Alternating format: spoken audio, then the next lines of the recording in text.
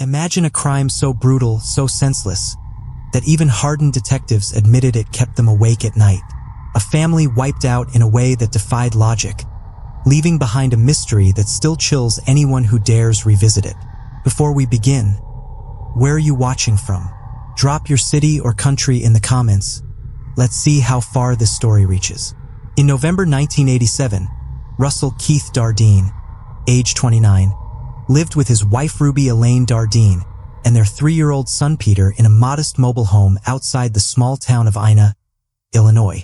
Keith worked at a local water treatment plant and was known for his reliability. He never missed a shift and kept to a strict routine. That dependability would soon serve as the first alarm bell. On Tuesday, November 17th, Keith did not show up for his scheduled work shift. When he failed to appear again the next day, November 18th, his supervisors reported the absence. That evening, Jefferson County deputies went to check on the family. Around 6:30 p.m., a deputy shone a flashlight through a rear window of the home and saw a disturbing scene. Inside, Elaine and Peter were lying in bed, brutally beaten. Elaine, who had been 7 months pregnant, had gone into labor during the attack. Her newborn daughter was also found dead. Investigators determined that all three had been bludgeoned with a baseball bat, a weapon that belonged to the household itself. Keith was missing, but his pickup truck was still parked outside the home. The family's other vehicle, a red car, was gone. In those first hours, with no sign of Keith and with the absence of one car, investigators initially considered whether he could have been involved. That suspicion faded quickly when events took a darker turn. Later that same day, hunters found the red car abandoned in a bank parking lot in the nearby town of Benton. Inside, there were signs of blood. Not long afterward, Keith's body was discovered in a nearby field. He had been shot multiple times, and his body had been mutilated after death. Authorities concluded he had been killed in or near the car before it was left behind. The home itself showed no forced entry and nothing of value appeared to be missing. This detail pushed investigators away from robbery as a motive, even as rumors spread throughout the community that the brutality suggested something ritualistic or cult-like. Law enforcement publicly rejected those theories. From the very first night, it was clear that the Dardeen family had been targeted in one of the most violent crimes Southern Illinois had ever witnessed. Yet no clear motive or suspect emerged. Over the years, the unanswered questions from that November evening would haunt investigators, the community, and eventually national audiences who came to know the case as the Dardeen family murders. The discovery of the Dardeen family murders on November 18, 1987, triggered a rapid response from local and state authorities. Jefferson County Sheriff's deputies immediately secured the scene at the mobile home, recognizing its severity. The Illinois State Police were called in for assistance, as is standard in rural cases where local departments lack specialized forensic resources. Inside the small trailer, investigators documented the arrangement carefully. Elaine and Peter were found together in the bed, both victims of blunt force trauma. Elaine had gone into labor during the attack, giving birth to a daughter who also died from the beating. The baseball bat used as the murder weapon belonged to the family. It was Keith's, normally kept inside the home. There were no signs of a forced break-in, no shattered windows, no pried open locks. Items of value were still present, including electronics and personal possessions. These facts shaped the earliest theories. Whoever had entered had likely been let involuntarily, or else was able to approach without raising alarm. Outside, Keith's truck remained untouched in the driveway. That detail mattered because Keith used his truck regularly to get to work. The absence of the red Plymouth car, however, immediately gave investigators another angle to pursue. The following discoveries hardened the picture of coordinated violence. Hunters found the missing car abandoned in Benton, about 11 miles from the Dardeen home. Blood inside the car suggested that Keith had been attacked there.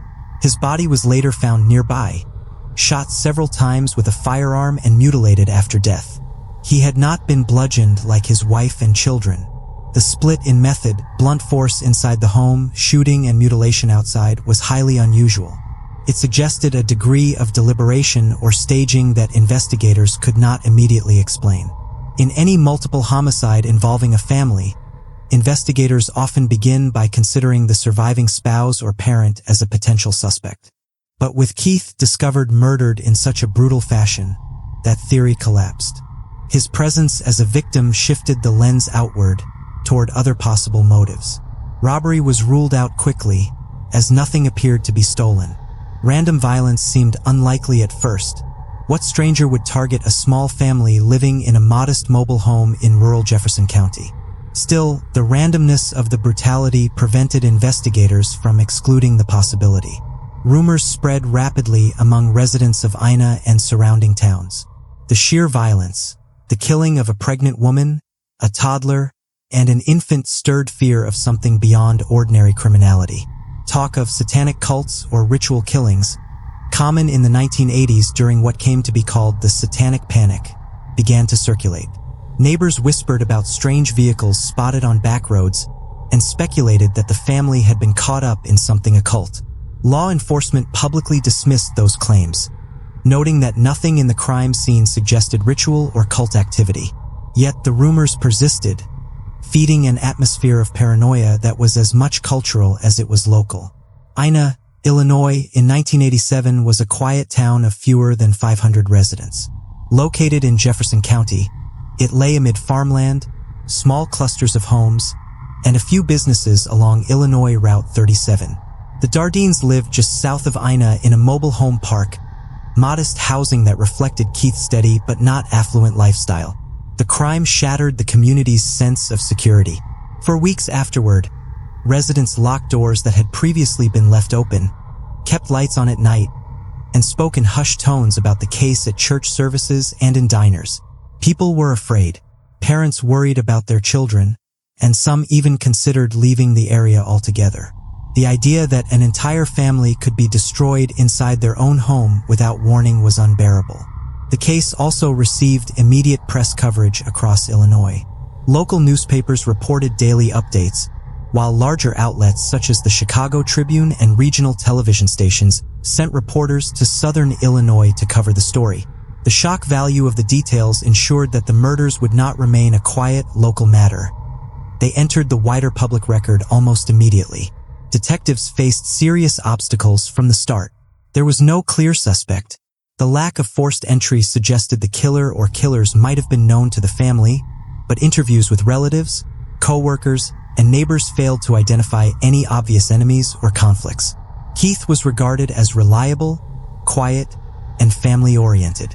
Elaine was described as devoted and kind. Their lifestyle was ordinary, without known associations to drugs, crime, or anything that might draw violent retaliation. The forensic evidence, while significant, offered no easy answers. DNA technology was still in its infancy in 1987. Fingerprint databases were limited. Blood samples could be collected, but testing could not narrow down suspects in the way modern forensic science can. What investigators had was largely circumstantial. The brutality of the killings, the use of a household object as a weapon, the staged-like positioning of bodies, and the abandonment of the red car in another town. Another complicating factor was geography. Southern Illinois at the time was a region with scattered towns and a transient population moving along the interstate highways. Interstate 57 ran not far from Ina, offering a potential pathway for strangers to enter and leave quickly. Some investigators considered whether the murders could have been committed by a transient criminal, someone who stopped, killed, and left with little connection to the area. Despite these leads, the case moved slowly. Detectives canvassed the area for witnesses who might have seen the red Plymouth before it was abandoned. They interviewed people who had last interacted with Keith, including co-workers at the water treatment plant.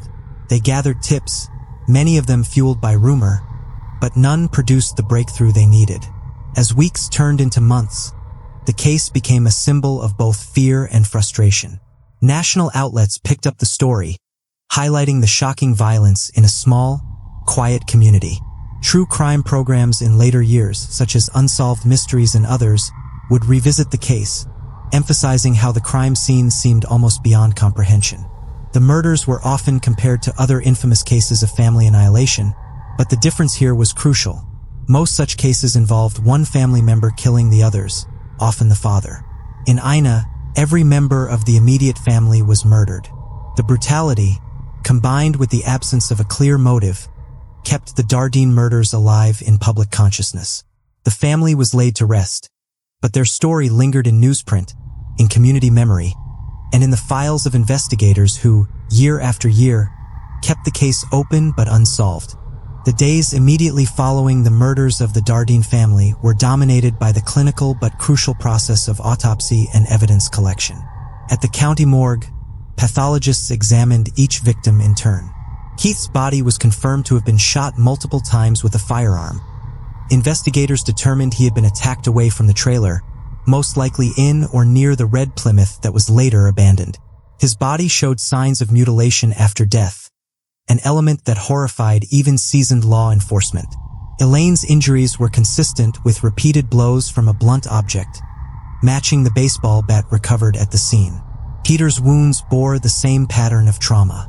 The infant girl, born during the attack, had lived briefly before suffering the same fate. These examinations gave investigators a clearer timeline. The killings inside the trailer had taken place first, with Elaine going into labor and delivering the infant amid the violence. Keith was killed separately, transported in the car, and left in a nearby field. The sequence suggested more than one attacker was possible, since restraining and killing Keith outside while simultaneously committing the bludgeoning inside would have required either remarkable timing or multiple perpetrators. But the evidence could not firmly establish whether one person had carried out both sets of killings in sequence, or if more than one had been involved. Detectives also studied the lack of forced entry. The doors had not been broken, the windows were intact, and there was no sign of a struggle leading from the exterior into the home. This meant the killer was either known to the family or trusted enough to be allowed inside. The possibility that Keith had invited someone in, unaware of what was to follow, remained a working theory. But interviews with family, friends, and co-workers turned up nothing to suggest that he had been expecting visitors or had enemies. He was described again and again as dependable, polite, and cautious, even wary. In fact, it later emerged that Keith had previously discussed with co-workers and his mother the rising violence in the area, telling them he was so worried he might consider moving away. That sense of caution made it harder to imagine him freely opening his door to a stranger at night. As the investigation widened, police departments in neighboring towns were alerted. Officers in Benton retraced steps around the bank parking lot where the car had been abandoned.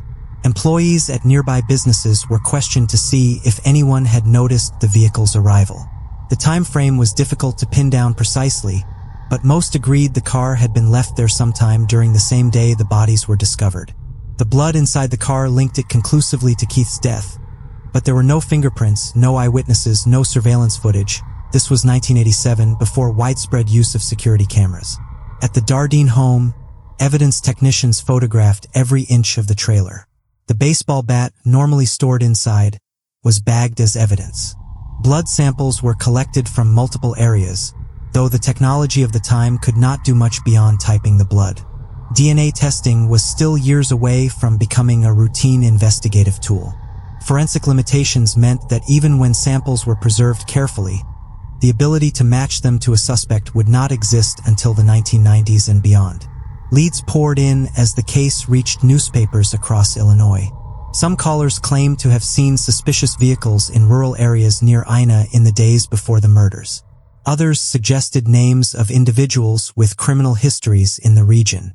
Detectives chased each tip, but nothing connected directly to the crime scene. The brutality made many assume the killer had to be someone unstable or dangerous already known to law enforcement, but no match emerged. While the investigators worked, the community continued to struggle with shock. The Dardeens had been an ordinary family, living quietly in a small mobile home, raising their little boy and preparing for the arrival of a new baby. The randomness of their destruction frightened people more than anything. Residents spoke of checking on their own children in the night, of sleeping with weapons near the bed, of locking doors in a way they had never bothered with before. In a rural area where trust and familiarity were common, fear took over. News coverage added to the anxiety. Articles in state and national papers described the crime in graphic detail, noting the killing of the infant and the unusual method of attack. Some headlines highlighted the words cult murder because the brutality seemed incomprehensible to outsiders, even as investigators denied the existence of ritual elements. That gap between rumor and fact created a swirl of speculation, with many locals saying they did not know whom to believe. Law enforcement reiterated in every press briefing that no evidence supported the cult theories, but the 1980s climate of satanic panic kept such ideas alive. In the sheriff's office, the case file grew heavier with each passing week.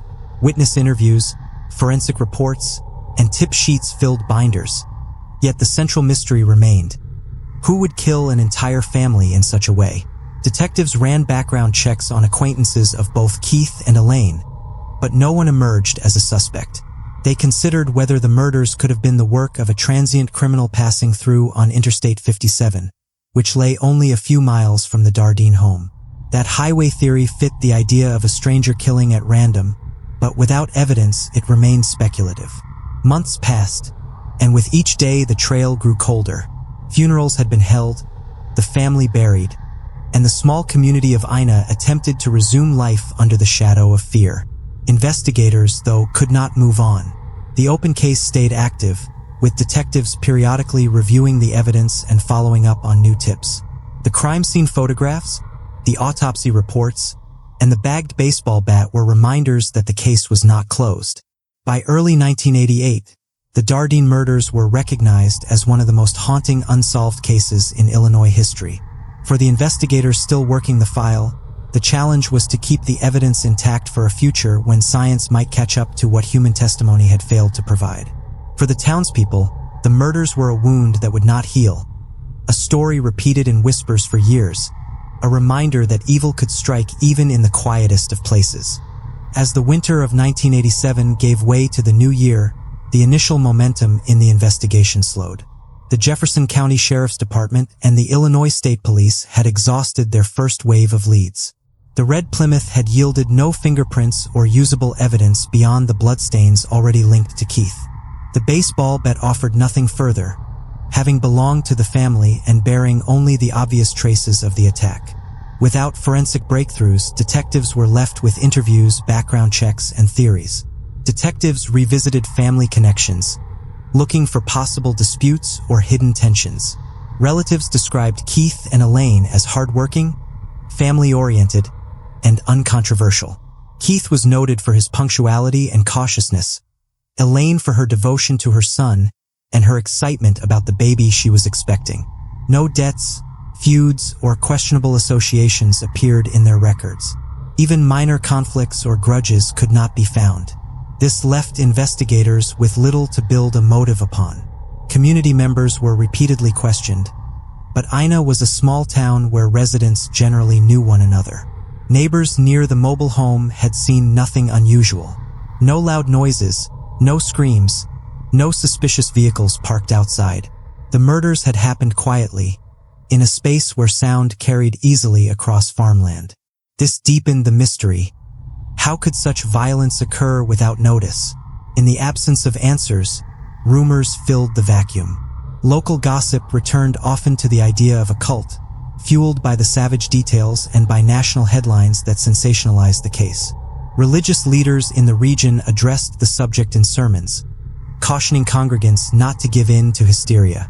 Law enforcement dismissed the rumor again and again, but they could not stop its spread.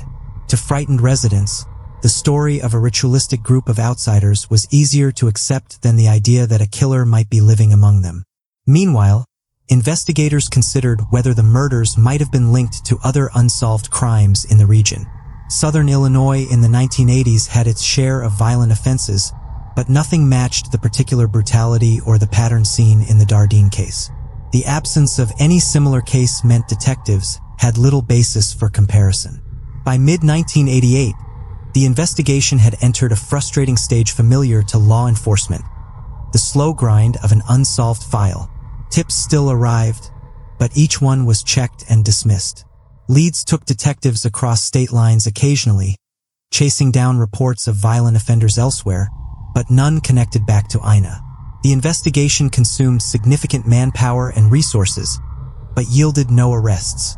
The effect on the community deepened as the months passed without resolution. Parents kept children indoors. People bought locks, dogs, and firearms. The sense of trust that defined rural life was broken. Newspapers continued to revisit the case, often on anniversaries, retelling the known facts but adding no new details. Each article served as both a reminder and a wound. Keith's mother, who had been close to her son and grandchildren, became an advocate for keeping the case in public memory. She gave interviews, pleaded for information, and insisted that her family would not be forgotten. Her persistence kept the murders from fading entirely from public attention, even as the authorities struggled with the lack of progress. For law enforcement, the frustration was not just professional but personal. Detectives knew the Dardeens had been ordinary, innocent people.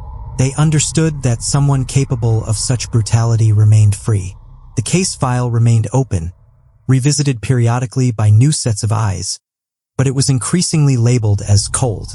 By the end of the 1980s, the Dardeen family murders had become part of the landscape of unsolved American crimes, sitting in the same space as other notorious cases that left behind more questions than answers. In Ina, life resumed an outward appearance, but the name Dardeen carried a weight that locals could not shake. The family's home stood empty, a reminder of the night that shattered the town's sense of safety.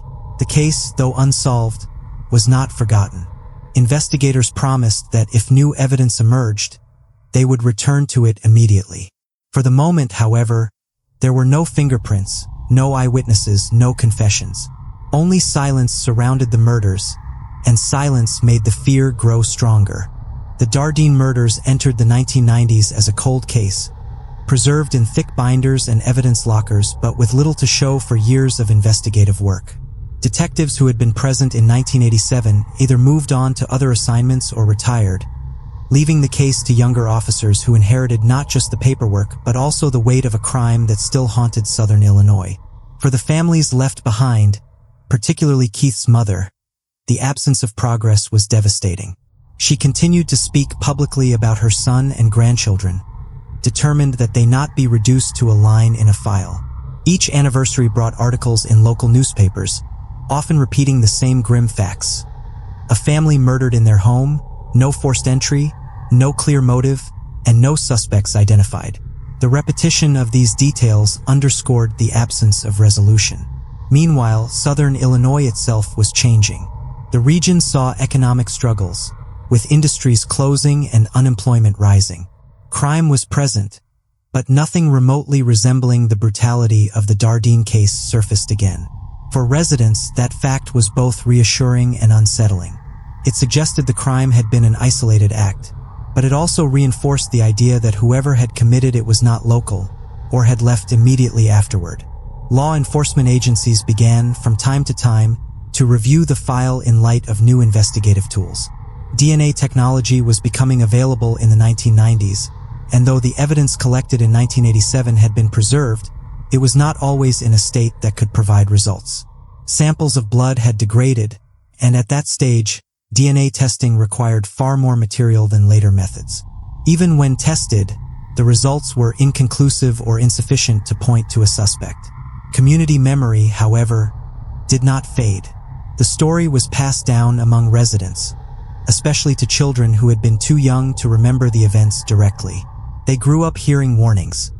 Lock your doors, don't trust strangers, remember what happened to the Dardeens. The murders became a kind of local folklore, not in the sense of invention but in their omnipresence, always spoken of with caution and fear. Investigators, when interviewed in later years, often expressed how much the case had stayed with them. Some spoke of the cruelty inflicted on Elaine during childbirth, others of the toddler Peter whose life had been cut short, and others of Keith, who had been so cautious that he worried about violence even before it claimed his family. Detectives acknowledged that this was the kind of case that left scars, both on the community and on the people tasked with trying to solve it. The 1990s also brought broader awareness of serial killers operating in America, thanks to media coverage and federal investigations. Cases involving drifters and highway crimes received more attention, and some in Illinois law enforcement began to wonder if the Dardeens had been victims of a transient killer passing along Interstate 57. The theory fit with the idea of randomness, the suddenness of the violence, and the lack of ties to anyone local. But with no suspect and no confession, it remained only a possibility. Year after year, the trail grew colder. Witnesses' memories faded, rumors dried up, and the community became resigned to the idea that no answers would come. Yet the brutality of the case ensured that it was never completely forgotten. In southern Illinois, the murders of Keith, Elaine, Peter, and the infant daughter remained the worst crime in living memory. It was discussed in schools, in churches, and around dinner tables. Parents used the story to warn children about dangers, even as no one could explain exactly what danger had taken the Dardeens' lives. By the end of the decade, the case stood at a crossroads. Science was improving, but not yet at the point of breaking through. Law enforcement remained committed but had no leads to chase. The families grieved in private, while the community lived with the memory of one November night that remained unexplained. The silence of the 1990s was not simply the absence of progress. It was the deepening of a mystery that seemed destined never to be solved. By the early 2000s, the Dardeen murders had been cold for well over a decade. Advances in forensic science continued, but the case file had yielded little new. Then, in the middle of the decade, attention shifted sharply when the name of a notorious drifter surfaced: Tommy Lynn Sells. Sells was a convicted serial killer, serving time in Texas. He had confessed to multiple murders committed across the United States, often involving sudden, brutal attacks on strangers. His life had been one of transience, addiction, and violence, and his confessions suggested that he had killed dozens of people in different states over a span of years. Law enforcement from across the country began approaching him to see if their unsolved cases might be among those he claimed responsibility for.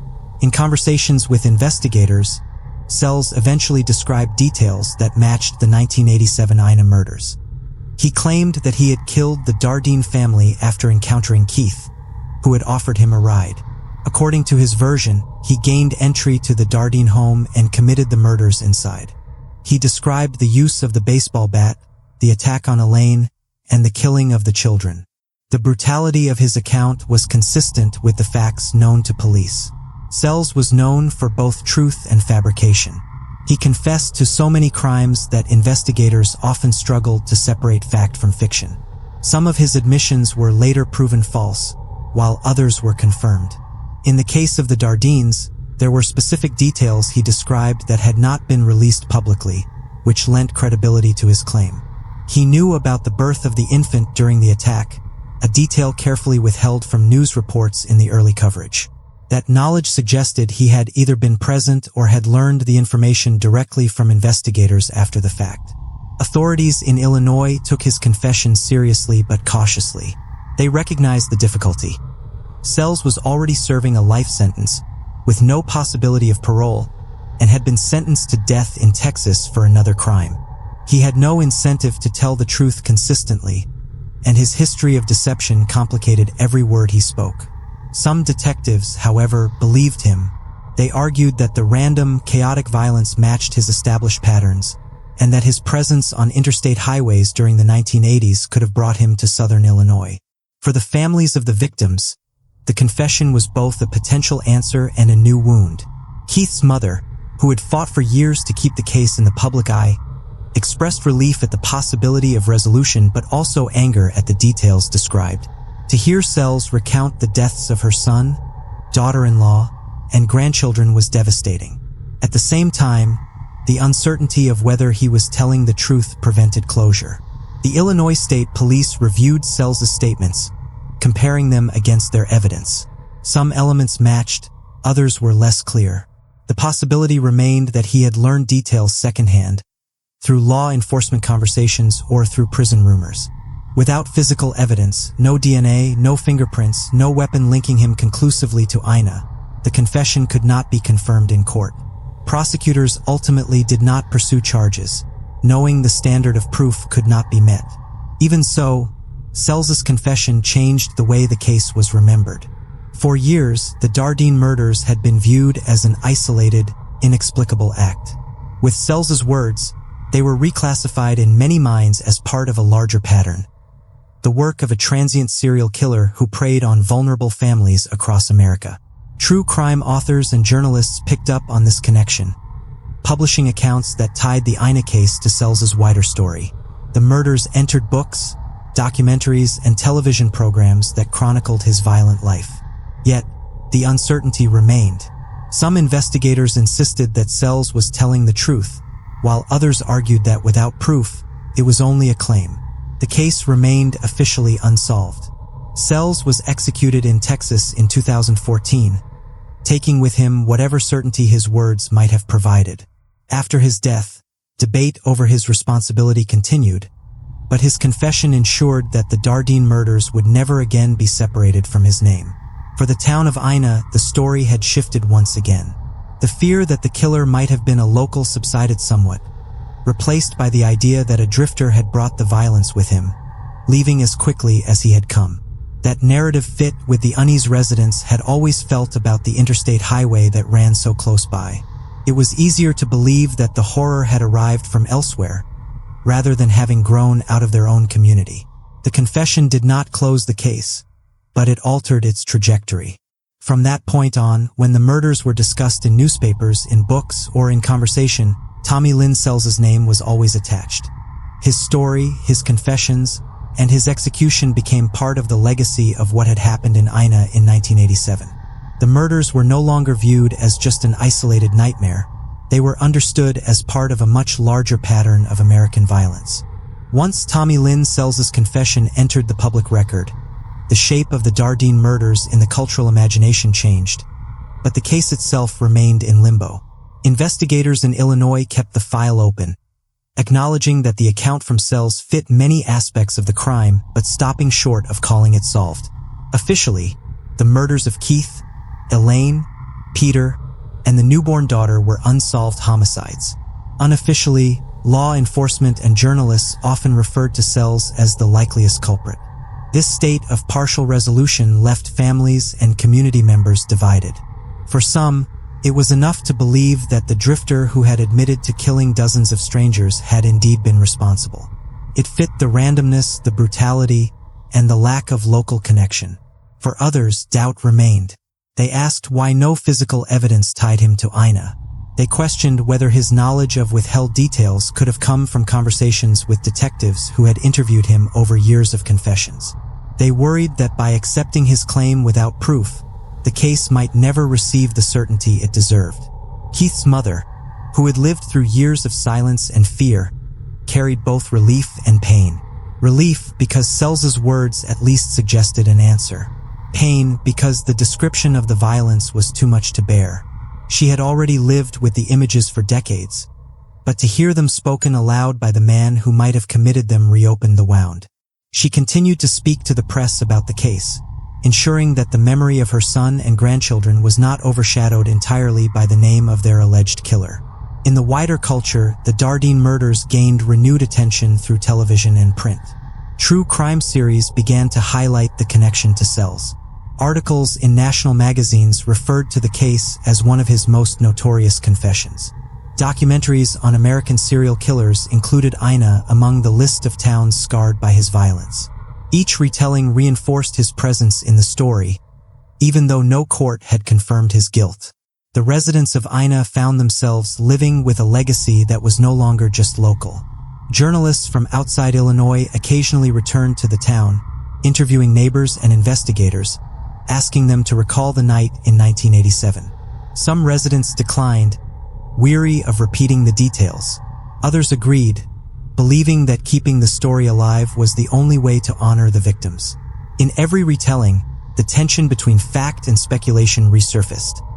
A community destroyed by a crime, a confession that might or might not be true, and the absence of absolute closure. Law enforcement officers who had worked the case in the 1980s and 1990s often reflected in interviews about the lasting effect it had on them. Some admitted they could never forget the images inside the trailer. Others said they believed Sells without hesitation, pointing to the match between his patterns and the Dardeen crime. A few held onto skepticism, insisting that without hard evidence they could never say for certain. For each, however, the case remained the most haunting of their careers. In Texas, Where Sells sat on death row, reporters asked him about Ina during interviews. He sometimes affirmed his role, sometimes contradicted himself. The inconsistency was characteristic of him. He wanted to shock, to control the narrative, and to ensure his name remained in print. For investigators in Illinois, his shifting tone was frustrating. They had no leverage over him. He already faced execution. His willingness to play with the truth meant they would never know how much of his story to accept. When Sells was executed in April 2014, the last possibility of extracting further information from him disappeared. For some families of his victims, his death brought closure. For others, including those connected to the Dardeens, it brought only finality without certainty. If he was guilty, then the answer had died with him. If he was not, the true killer still remained unidentified, nearly 3 decades later. In the years after Sells's death, the Dardeen murders continued to appear in books and documentaries, almost always framed within the broader story of American serial killers. The brutality, the mystery, and the small-town setting made it a case that writers and filmmakers returned to again and again. Each retelling emphasized the same facts: a dependable father, a devoted mother, a young son, an unborn child, and a crime scene that defied understanding. Within Ina, the murders remained a touchstone of memory. The town never forgot. For those who had lived there in 1987, the crime was a before and after moment, dividing time into what life had been before the Dardeens were killed and what it became afterward. For those who moved there later, the story was passed down as part of the town's history, a grim reminder of vulnerability in a quiet place. The partial resolution offered by Sells's confession did not erase the mystery. Instead, it froze the case in a strange state. Not fully solved, not entirely unsolved, tied forever to the words of a man who could not be trusted. In that tension lay the enduring power of the story, keeping it alive decades after the murders themselves.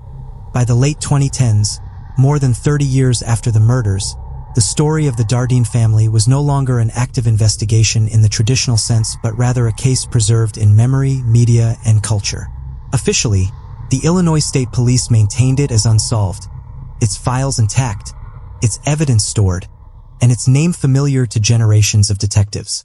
But in the absence of physical proof linking any suspect, including Tommy Lynn Sells, the murders existed in a space between fact and interpretation. True crime as a genre had grown dramatically in that time. Cable television, podcasts, streaming documentaries, and books repeatedly revisited notorious cases, particularly those involving mystery and brutality. The Dardeen murders appeared in many of these outlets. Programs highlighted the shocking details. A young family in a small town, a mother forced into labor during her own assault, a toddler beaten, a newborn killed, and a father shot and mutilated outside. Each retelling emphasized the horror and the senselessness. For audiences across the country, Ina became a name associated less with farmland and small-town life than with one of the most horrific family murders in American history. Journalists often returned to the confession of Sells, weighing whether it should be considered definitive.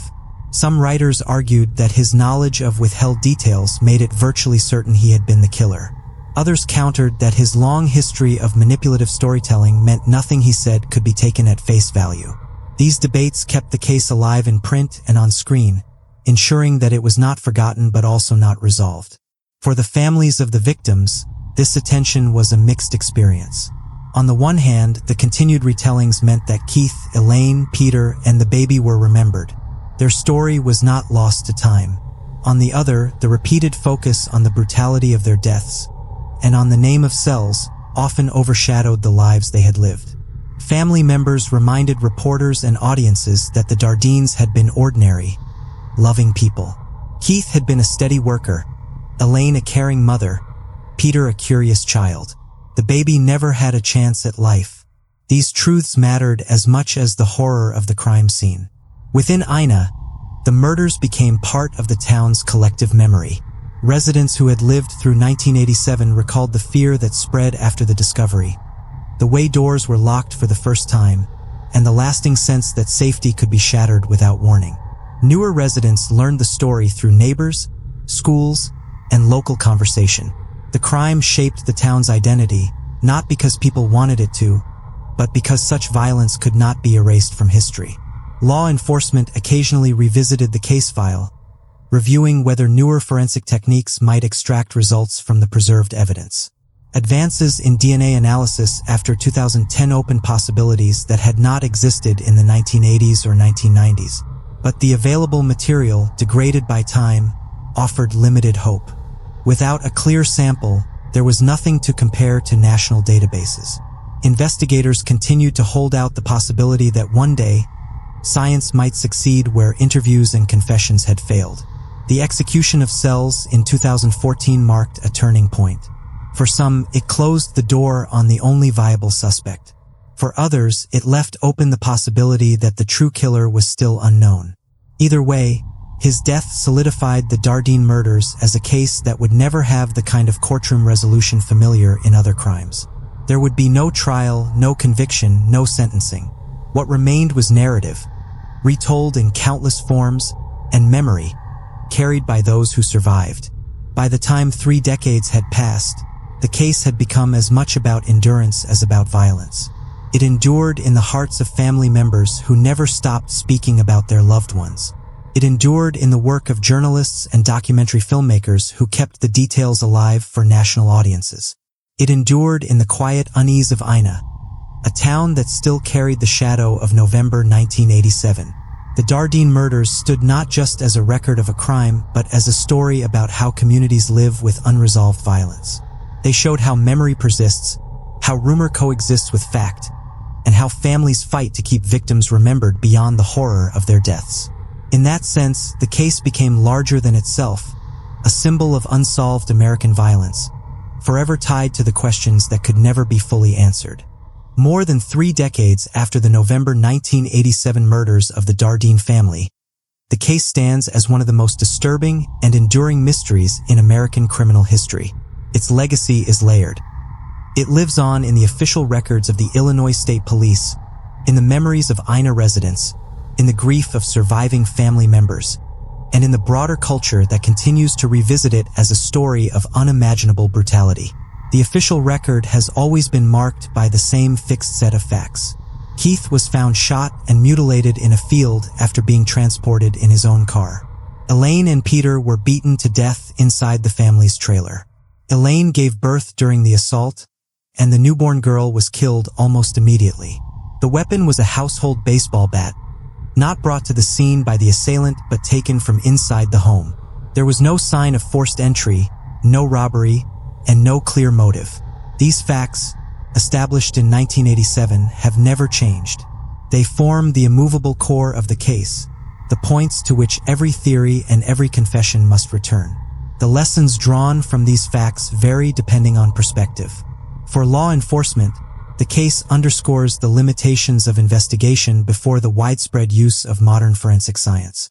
In 1987, DNA was not available as a routine tool, fingerprint systems were far less advanced, and small-town departments lacked resources to conduct the kind of analysis possible today. Had the crime occurred a decade or two later, the evidence collected might have yielded DNA profiles or trace analysis that could have identified the killer with certainty. The case remains a reminder to investigators of the importance of preserving evidence carefully for the future, when new technology might succeed where old methods failed. For criminologists and psychologists, the case illustrates the extremes of violence that can occur in seemingly ordinary settings. Family murders are often categorized as familicide, committed by one parent against the rest of the family. The Dardeen case breaks that pattern entirely.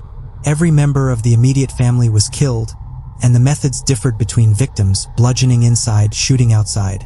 This unusual structure suggests a degree of unpredictability that resists easy categorization. It also highlights the difficulty of understanding motive in cases of extreme violence. Why this family at this time in this place? The absence of answers makes the case as haunting today as it was in 1987. For the community of Ina, the lesson has been one of vulnerability. Residents learned that violence could come without warning, even in the quiet of rural Illinois. The murder shattered the sense of security that had defined the area. People locked doors, bought guard dogs, and changed their habits. Parents used the story to warn their children, telling them to be careful about strangers, to never assume safety, to remember what had happened to the Dardeens. Even as years passed, the story remained a touchstone for discussions about crime and safety. For surviving family members, particularly Keith's mother, the legacy has been advocacy and remembrance. She kept the memory of her son and grandchildren alive by speaking to reporters, urging law enforcement to continue, and reminding the public that these were real people, not just names in a case file. Her persistence ensured that the case was never forgotten, that anniversaries were observed, and that journalists returned to tell the story again. She carried the burden of both grief and responsibility, knowing that without her voice the murders might fade from public attention. The confession of Tommy Lynn Sells in the 2000s added another layer to the legacy. For some, his words provided a plausible explanation. Sells was a drifter who killed randomly and brutally, and his pattern fit the Dardeen case.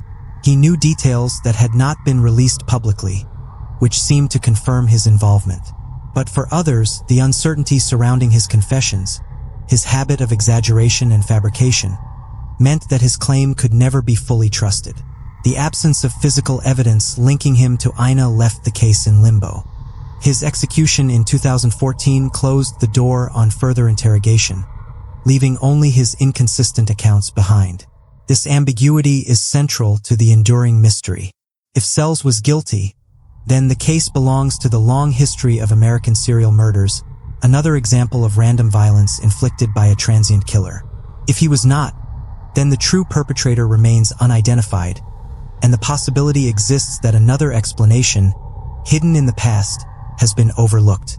Either way, the case is not closed, and its openness keeps it alive in public memory. In the realm of media, the Dardeen murders have become emblematic of unsolved American crimes. They are cited in books, television series, and documentaries as among the most horrifying family murders in the nation's history. Each retelling returns to the same chilling details, ensuring that the crime is remembered even by those with no personal connection to Illinois.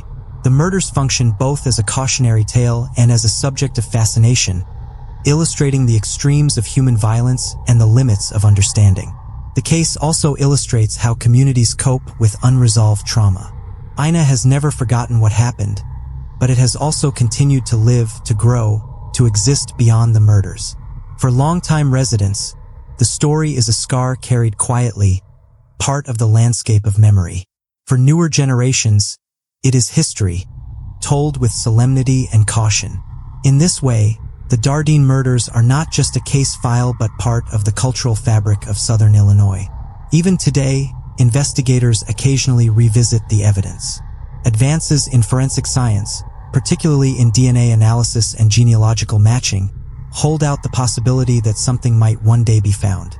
If even a trace of the killer's presence was preserved on the bat, in the car, or in the trailer, it could provide the breakthrough that eluded detectives in 1987. The possibility remains faint, but it is real, and law enforcement has not entirely abandoned hope.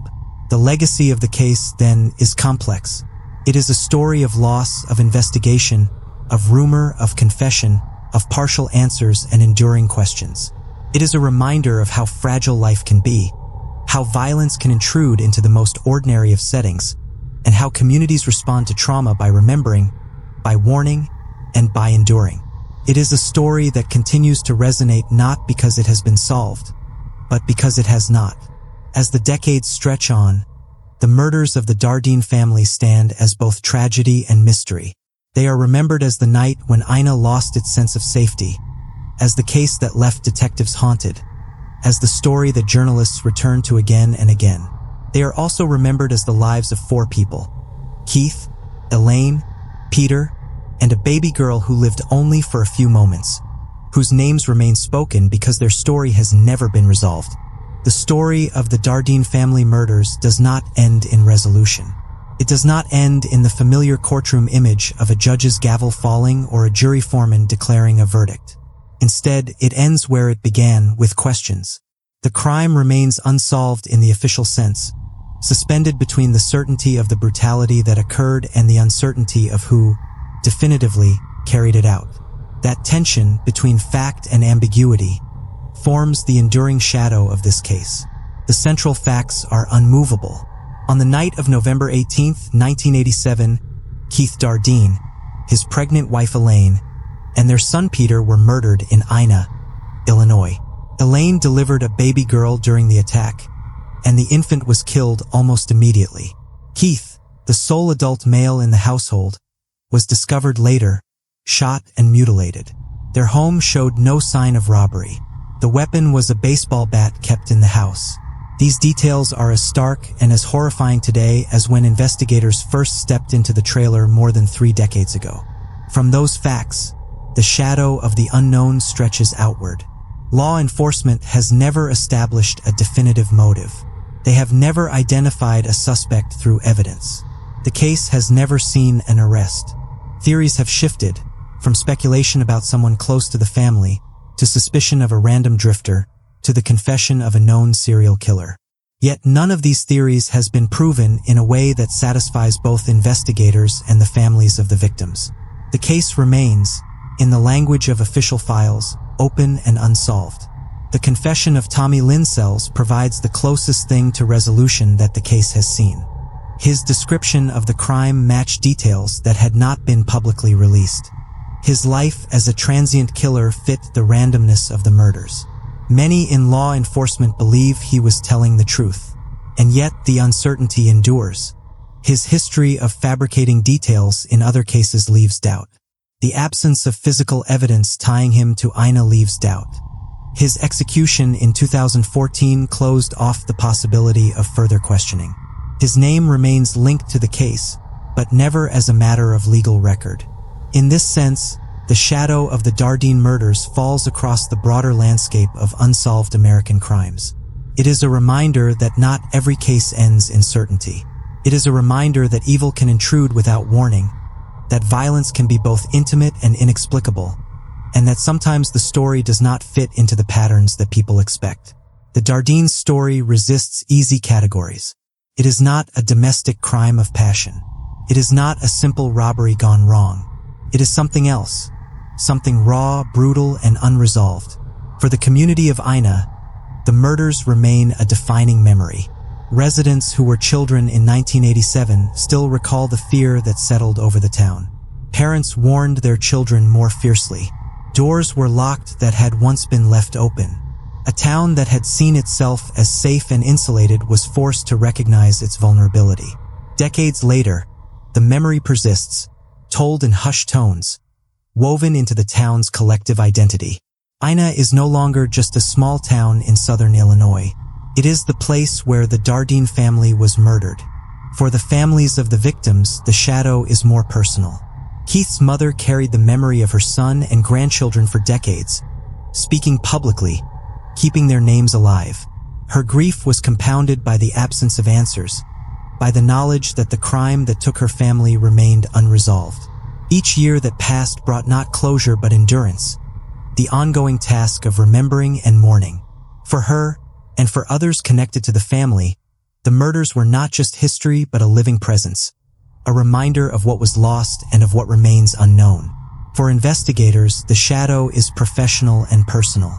Detectives who worked the scene in 1987 often described it as the most haunting case of their careers. They remembered the details of the trailer, the victims, the brutality. They carried the frustration of chasing leads that went nowhere, of following theories that collapsed, of watching the case go cold despite their efforts. For some, the confession of Sells provided partial relief. For others, it was not enough. For all, the case remained unforgettable. The Dardeen murders also stand as a lesson for the broader field of criminal investigation. They highlight the importance of forensic science and the limitations of investigative methods before DNA, digital records, and national databases became standard tools. They show the need for evidence preservation, for long-term commitment to cold cases, and for the acknowledgement that some crimes may resist resolution for decades. They also illustrate the role of confession in criminal justice, a role that is powerful but fraught with uncertainty, especially when the confessor has a history of deception. In the realm of culture, the murders have become a symbol. They appear in books, documentaries, podcasts, and television series as examples of extreme brutality and enduring mystery. They are cited alongside other notorious unsolved cases, forming part of the American narrative of violence that shocks communities and defies explanation. Each retelling keeps the case alive, ensuring that it is not forgotten, but also ensuring that it remains part of a larger cultural fascination with crime and mystery. And yet, beyond the cultural legacy, beyond the investigative lessons, beyond the debates about suspects and confessions, the shadow returns always to the victims.